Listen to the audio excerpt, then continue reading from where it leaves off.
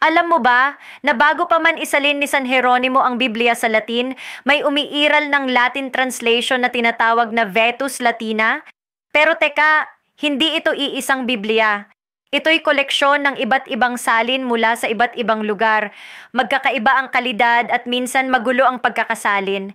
Kaya noong 382 AD, inutusan siya ni Pope Damasus Peremor na gumawa ng isang malinaw, maayos at opisyal na Latin Bible para sa buong simbahan. Ang resulta? Ang Latin Vulgate mula sa salitang Vulgata, ibig sabihin para sa karaniwang tao. Ginamit ni Geronimo ang orihinal na Hebrew at Greek texts, hindi lang ang Vetus Latina, para masigurong tumpak at tapat ang salin. At sa loob ng maraming siglo, ito ang naging opisyal na Biblia ng Simbahang Katolika. Kaya't kung may nagsasabing hindi sa Katoliko ang Biblia, baka dapat silang magbasa ng kasaysayan. Gusto mo pa ng ganitong kaalaman? I-like, i-share, at i-follow para sa mas marami pang alam mo ba na kwento sa pananampalataya.